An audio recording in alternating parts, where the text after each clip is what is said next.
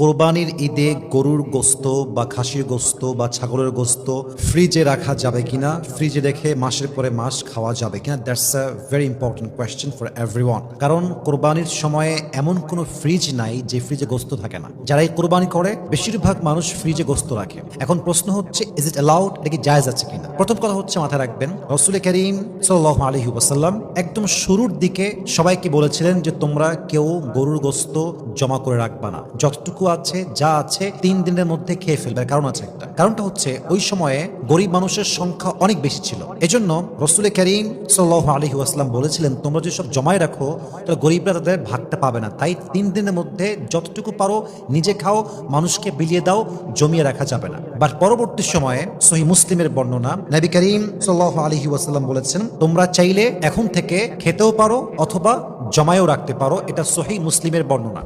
এখান থেকে আমরা বুঝতে পারি যে গোস্ত ফ্রিজে রাখা জায়েজ আছে, এটা জমিয়ে রাখা যাবে। বাট মাথায় রাখবেন, গোস্ত জমায় রাখা জায়েজ আছে, বাট আপনার মন যেন জমে না যায়। ইট মিনস আপনি নিজে খাবেন, আপনার আত্মীয়দেরকে দিবেন, গরিবদেরকে দিবেন, তারপরে যা বাঁচবে তা রাখবেন।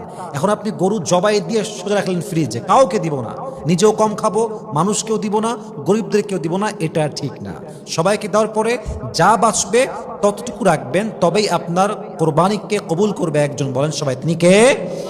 অতএব বোঝা গেল কোরবানির গোস্ত ফ্রিজ আপ করা যাবে, তবে ফ্রিজ আপ করার ক্ষেত্রে মাথায় রাখতে হবে আমাদের অন্তর যেন ফ্রিজ না হয়ে যায়। আমি খুব খেয়াল করেছি অনেক মানুষ কোরবানির ঈদ আসলে ফ্রিজ আরেকটা এক্সট্রা কিনে, আরেকটা এক্সট্রা ফ্রিজ কিনে শুধুমাত্র গরুর গোস্ত রাখার জন্য। আমি রাখাকে অন্যায় বলছি না, বাট আপনার বাড়ির পাশে গরিবরা না খেয়ে মরছে, আপনার আত্মীয়দের মাঝে অসংখ্য আত্মীয় গরিব আছে, আপনি মানুষকে না দিয়ে জমায় যাচ্ছেন মাসের পরে মাস।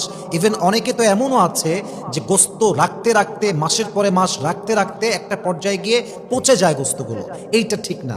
নিজে আগে খাবেন মন মতো, আত্মীয়দেরকে দিবেন, গরিবদেরকে দিবেন, সবাইকে দেওয়ার পর যা বেঁচে যাবে অল্প কয়েকদিন রেখে আবার খেয়ে ফেলবেন। আমাদের সবাইকে বোঝার তৌফিক দান করুক। আমরা সকলেই জবান খুলে মন খুলে পড়ছি আমিন।